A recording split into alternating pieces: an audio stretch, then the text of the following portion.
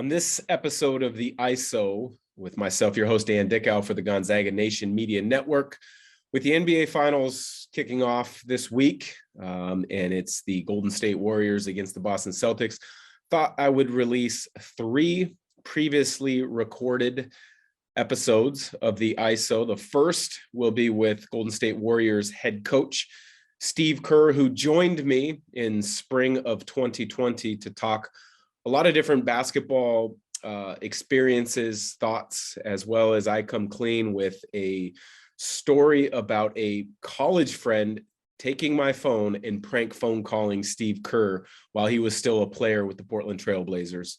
The second one will be with current Boston Celtic assistant coach Damon Stoudamire, who as most recently was the head coach at the University of Pacific. I interviewed him about a year ago, last summer, when he was still in that role. About a week or two later, he took the job with the Boston Celtics as an assistant coach to join fellow Portland native Ime Udoka on the staff of the Celtics. We talk about a lot of his playing career, how he got into coaching, his philosophy, and then just kind of talk about the history of some of Portland basketball. The third of the re-releases for the ISO podcast tied into the NBA Finals is Boston Celtics assistant coach Ben Sullivan. Ben's from the Portland area as well, played at Lake Oswego High School just outside Portland, played at the University of Portland, where he was a tremendous player for a number of years. Didn't think he was going to get into coaching, was actually doing a number of different things, trying to build a business career of his own. And then he started coaching a youth team. That got the coaching bug going for him. He details and shares his experience of growing his coaching career. He won an NBA title a season ago with the Milwaukee Bucks. He talks a little bit about working alongside Giannis Antetokounmpo before making the switch and agreeing to be a part of the Celtics staff. So hope you enjoy these 3 re-releases of the ISO. Click that like, subscribe, review button. If you've got an idea of a guest that you would like me to reach out to, send it my way. I'll see what I can do. But thanks again for being a listener of the ISO on the Gonzaga Nation Media Network. Welcome to another episode of the ISO with myself, your host, Dan Dickau for SB Live Sports. Today's guest, someone who I looked up to and admired as a young player growing up in the Portland area because he's also from there, has become a tremendous coach at the college level, but he's just made the transition back to the NBA, the 96 NBA Rookie of the Year, Damon Stoudamire. Damon, appreciate you joining. A little bit of difficulty finding time because you had a new opportunity placed in front of you to go join another fellow Portland guy, Ime Udoka, on the staff of the Celtics. What was that decision process like? It was hard from the standpoint of, most of the time when I make decisions, I don't think about myself because I know that I'll be all right, whether it works out or it doesn't work out, but what people don't understand is you got a coaching staff, you have, players. And so for me, I was wanting to make sure, behind the scenes that the staff was going to be fine. And then 2,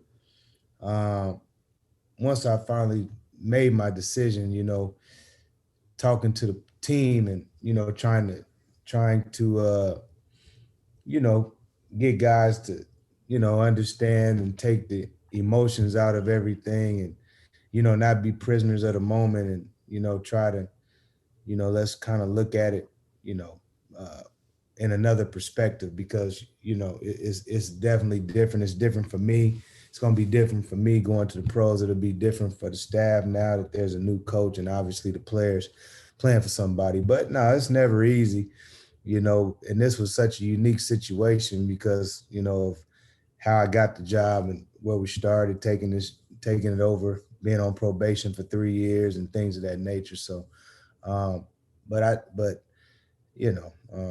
made my decision and, I think it's a great decision. The Boston Celtics are a prestigious franchise, and they're top, what we call it, we would say 3 or 4 franchise in professional sports, not only basketball itself. So I just felt it was an opportunity, along with, like you said, knowing Ime really well, that made it really easy to have comfort in knowing the guy that I was working for. This wasn't something that was plucked out of left field. And, I've been, we've all been through that before, where, I've had opportunities, not as a head coach, but as an assistant before to go places, and you're like, I just don't know because I don't know about this situation, but I'm comfortable because I know the guy who I'll be working with. So.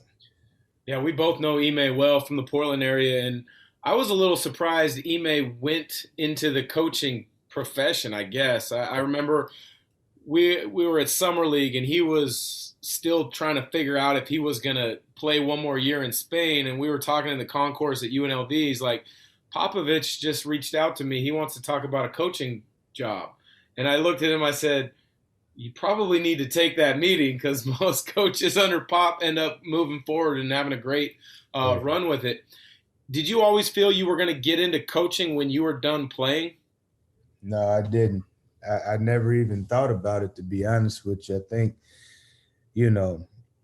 people would ask me that I want to get into coaching, but just like with anything, I mean, I'm a Monday evening quarterback, man. You critique with your boys, you know what I mean? It's like, but never did I think about wrapping my mind around the whole dynamic of coaching, because there's more to it than just critiquing, the game itself. But then, what happened is, one thing that I think we all go through, when you retire from the game, or let me say the game doesn't want you no more, because I think I say this all the time. I say, well, I'll add Dwayne Wade into the equation, but since I've been watching ball, I think that Michael Jordan, Kobe Bryant, and Dwayne Wade are probably the only ones that actually retired. The rest of us, we don't get picked up anymore, I'm right there with you.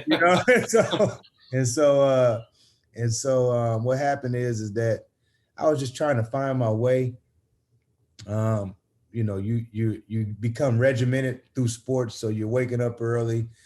Obviously you would practice early, things of that nature, but I found that probably after 9:30, 10 o'clock, I had the rest of my day and I didn't really know what to do with myself. And that's kind of how I got into coaching. I was living in Houston, Texas at the time, and really good friend of mine who was at Arizona, associate athletic director, Chris Del Conte, who's now the athletic director at University of Texas. So he was at Rice. He had just got his first gig, so he probably been at Rice about a year. And I used to go mess with him in his office, and he was like, you should get into coaching. These kids can benefit from you. And I was just like, I wasn't really keen on it. I wasn't down on it, but wasn't keen on it. And so that's kind of how it started. And then I went down and talked to Rice's coach, who was Ben Bryant at the time. Ben had been at Cal, had been let go. And so that was his first year, at Rice. And that's kind of how my thing begun. And I started in a capacity of just kind of watching from the sidelines, and got a bit interested. And probably a month and a half into that tenure, Lionel Hollins got the job with the Memphis Grizzlies. And he called me, and I actually started, went to Memphis. But the irony of that, just so you know the backstory of it, the owner of the team, Michael Heisley, rest his soul, he's a really good man. I had come to know him really well. But he was one of the cheaper owners at that time. And so he told Lionel, because he wouldn't let Lionel hire any more assistants. So he basically had to come in and keep the same staff for the rest of that year. But he told him, he said, but I will tell you this.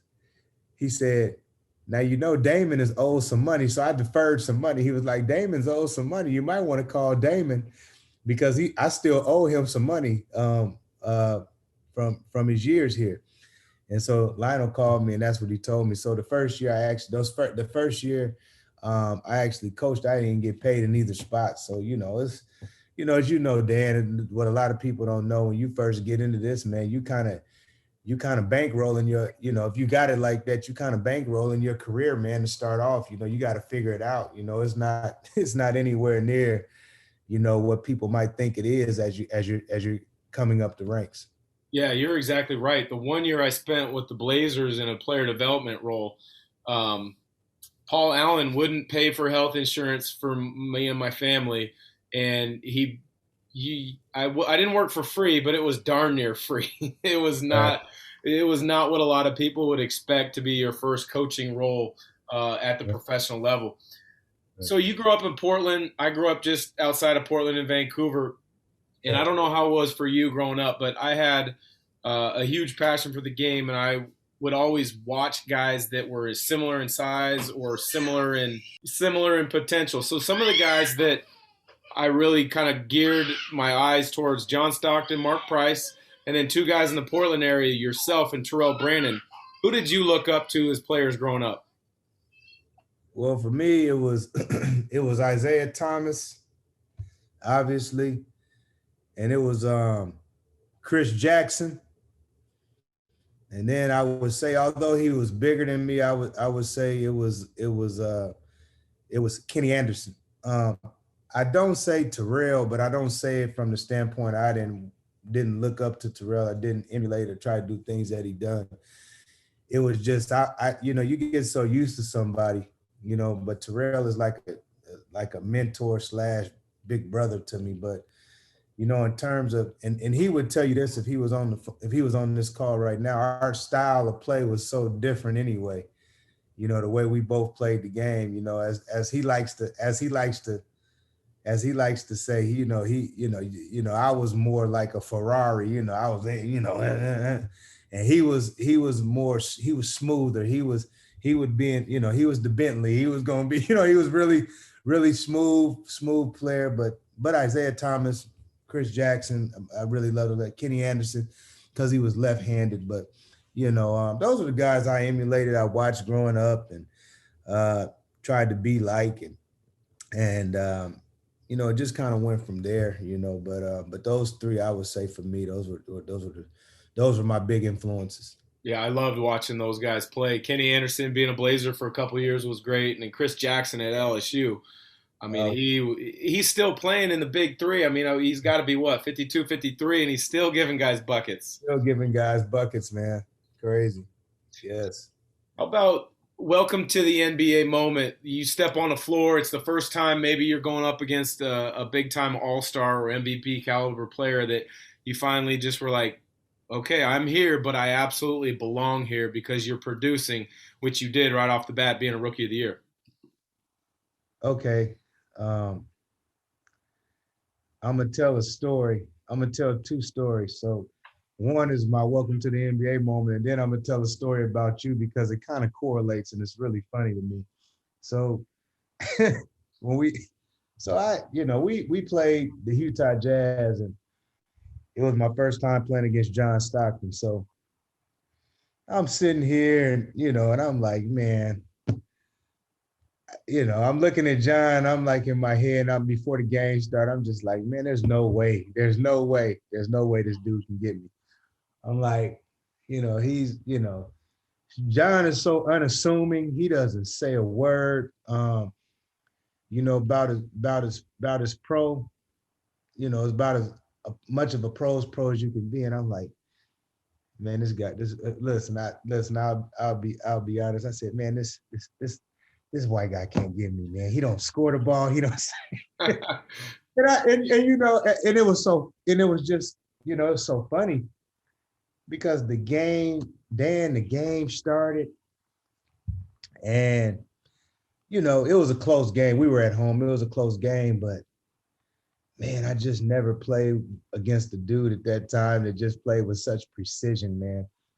The passes. The one thing that he was really good at that I tell people, they be like, what was the one thing about John Stockton? I said, well, first of all, he never dribbled with his left hand. That's the first thing. Yeah. I said, but the second thing is, man, he'll be busting, he'll bust your ass, but he did it so unassuming. And then he to me, he would always stamp it. And right when you like, he's not shooting, he'll come down and make a transition three.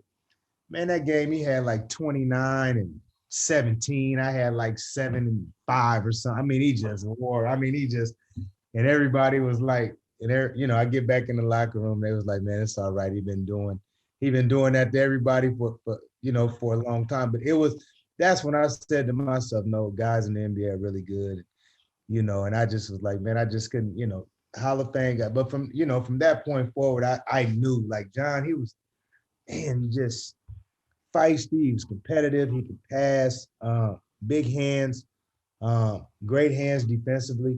They allowed him to get away with things, but he was a really good player, man. And that was my welcome to the NBA moment, just, because he was just such a good player. Now I'm gonna tell you this, and I had never said this to you. So you remember you were playing with Dave Waldo's team at the Salvation Army. Yes.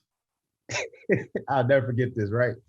So we played you guys, in one of those summer league games. Which, by the way, the summer league games up there were really good. And so I was probably the only guy on my team that had played against you before, obviously, because I used to go down to Clark. So I used to come to Clark and play. So I always felt like going out to Clark and playing was really good. There's some good players there. Now, you were younger than me, but I was like, man, he's good. It was like you, Richie, you guys had it was good players, you know what I mean? And so, Dave's team, you got always competitive team and you had to play hard. And so I remember, we were in warm-ups and I'm like, can't remember who it was actually, but they were, talking about you saying, I got the white boy. I said, hey man, you got to guard him, man. He's good. I said, you know what I'm saying? I was like, Dan is good. Nobody's seen you play. I was like, no, man, he's good. Man, I don't even know how much you scored that game. We lost by like 20, but you had about 40. And I was like, man, I told y'all, the one, and the one thing about it, like I say, I just kind of doubling back. It's off what you asked me, but I just remember playing against you young and then doubling back, once you went to Washington and transferred. But you were always a guy for a lot of guys up there in Oregon. I was older than you, obviously, but for a lot of the guys that were under me, you were like the measuring stick, man. You were the measuring stick for a lot of those guys. And, I don't think people really give, honestly, I don't think people give you enough credit for the work that you put in. Not only at Gonzaga, but even going to the pros, man. I mean, to be a first round pick. I mean, nobody actually probably knows your journey. I mean, I know your journey because obviously you're a Northwest kid, but I was, I salute to you, man, and the things that you did to get up to that point, because you definitely were one of the guys, man. As I played and coming up, I was like, man, this guy can play, and I always wanted to tell you that, man, because I remember it like it was yesterday. And then we, it was, obviously we play on the weekends. So, you go have drinks and stuff after the game. And I was up there, man, I told y'all. But it was crazy though, man. But nonetheless, though, John Stockton, that was my moment. Really good player.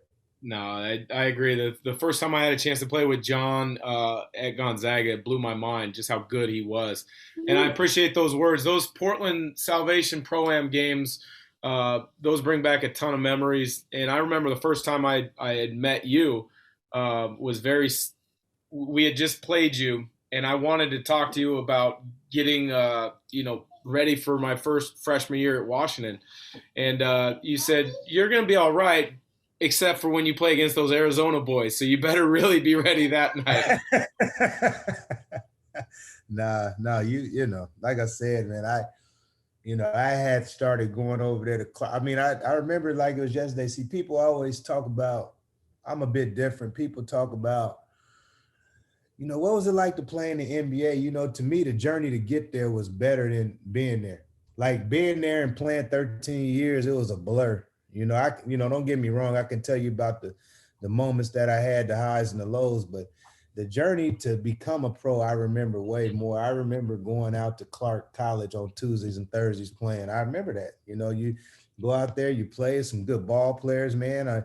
The Salvation Army, playing those summer league games. We had some really good players, competitive games, and those were the things that shaped that shape in a sense it shaped all of us. And I think that, you know, even looking at the Zags, we all, most people, the country that is, they'll say, this is where it's at. No, when I think of the Zags and how it started, I look at, man, they came right there to Portland, man. Matt Santangelo. I mean, Matt Santangelo was the first dude. I remember when he committed to Gonzaga. That era of Matt Santangelo, and then Tyrone went to, I think, Colorado or Oregon first, and then you had David Jackson went to Utah. Like that was like the first young group of guys. I mean, they were really good players, man. And so, I look at Matt, and then I look at all the guys that come behind, and sometimes we forget, but I remember all of that stuff, man. And like I said, sometimes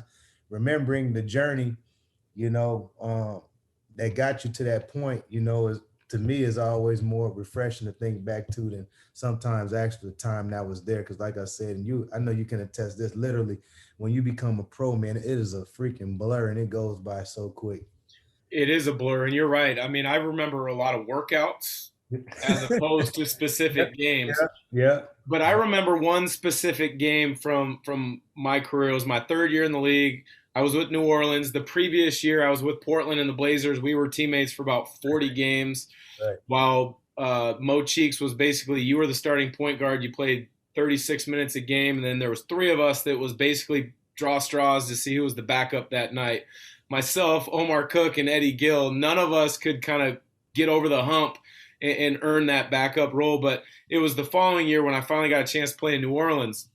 I had a then career high 25 points against Portland, but I felt really good about it until I looked at the box score and realized you had 54 that night.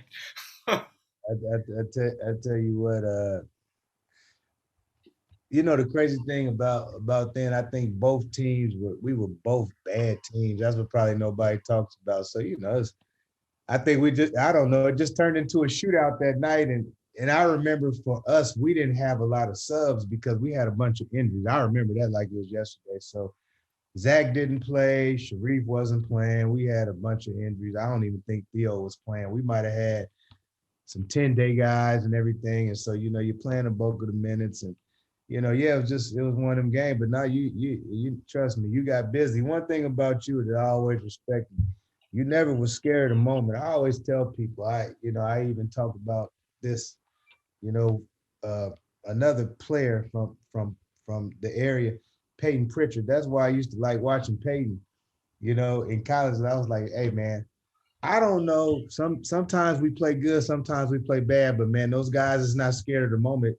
And he wasn't scared of the moment like yourself, but you never was scared of the moment, man. Like I said, it was. That was a good game. I actually still the announcer, the guy who announced that game, he came in the back and brought me the game ball and brought the score sheet. And I was like, man, I never seen so much stuff for giving to a guy that lost the game. We lost the game. Lost the game. Well, you're right. Those were two teams that struggled that year. One thing that, some people find interesting, especially now with college players, name, image, likeness, you can get, commercial opportunities, even though I think a lot of college players are going to be mistaken of how valued they are on that stage. Some guys will have opportunities. Very few will have that. Okay. You and I were part of one of the most interesting commercials I had ever been a part of. It was with Portland, my second year. We had to go to Vancouver Lake, and they put us in floaters, and we were out there fishing. So that one was a pretty weird commercial opportunity for me. Did you have any other random ones? I'm thinking maybe in Canada, because you were with the Raptors right when they got going and started really creating interest in basketball in Canada. I didn't really have any random. Everything that I actually did commercial-wise was cool, but the interesting thing about playing in Canada, that first year of existence, was on the initial, I can remember playing a couple games where I felt like they didn't know when to cheer. You know what I mean? And I think that they were so excited about just having basketball that everything else was a sidebar. And that was for me the most interesting thing. Now that preseason, I remember we played pretty much all our games in Canada, so we toured the whole country, and going to each spot, it was totally different. But I think that they came to appreciate, basketball while I was there, obviously. But, no, it wasn't really, didn't really do anything, or I should say, nothing out of character, I should say. But they, the people of Canada were really good. And, I had a great time in my 3 years up there. Well, last couple things before I let you go, Damon. I appreciate the time. Just a couple quick hitters. Who is the best coach you ever played for in the NBA? In the NBA,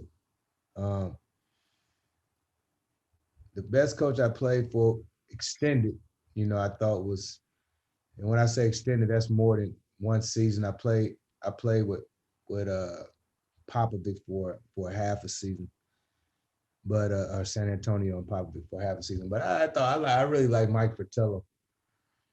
Really, he's a disciplinarian. Some people would say he's tough to play for, but I was all right with that.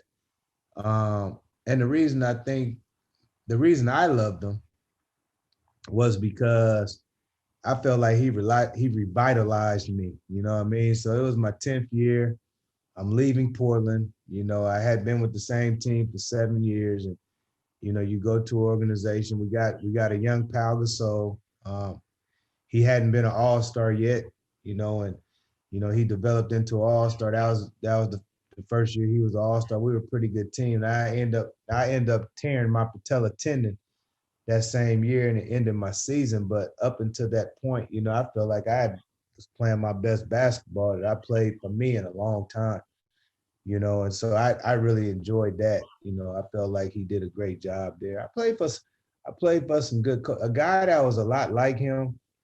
I just think we didn't have a team, obviously, was Brendan Malone, Michael Malone's dad.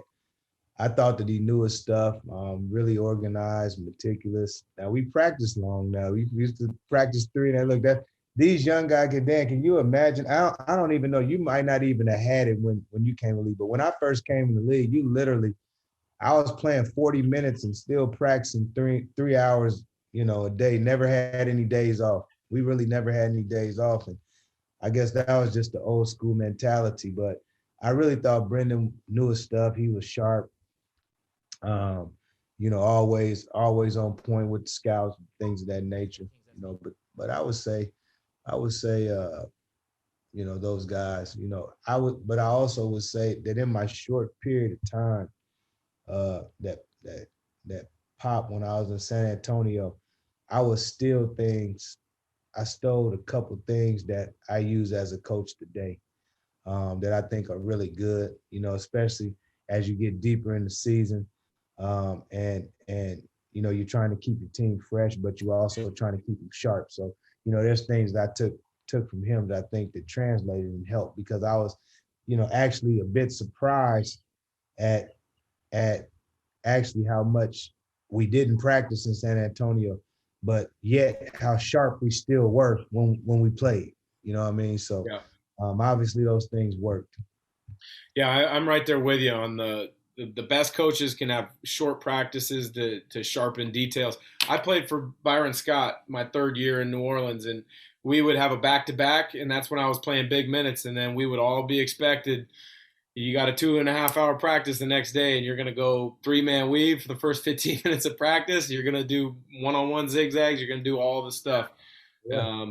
It was interesting. How about the best teammate? Now, not necessarily the best player, but the best teammate, someone who really impacted the team and maybe was a leader. Well, that's really easy. I think that, that was Rasheed Wallace. I thought that he was the best teammate, and the reason I thought he was the best teammate because I thought he was so unselfish as a player.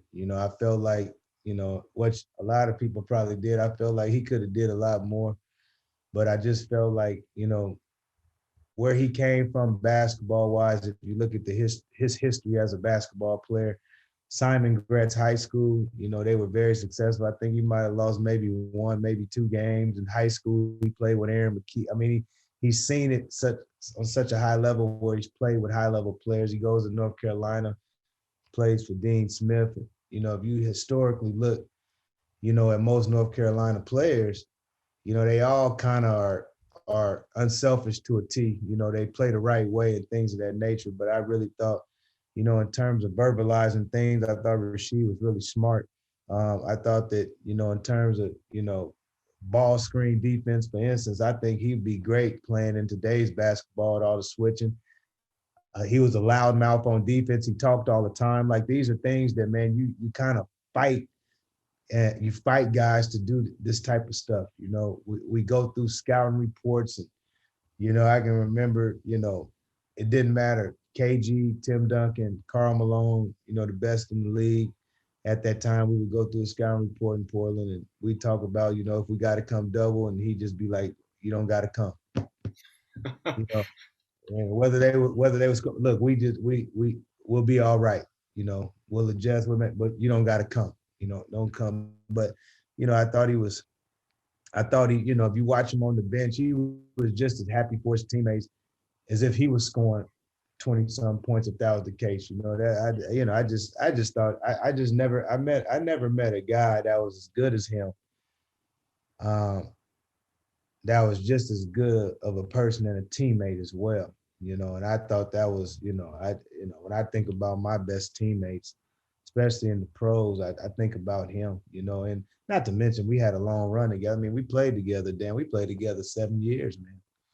You know, so that's in the NBA, man, that's a long time to play with one person. So we played together for a long time. So we had ups and downs together. So, you know, we shared a lot of moments, but yeah, he was my best teammate.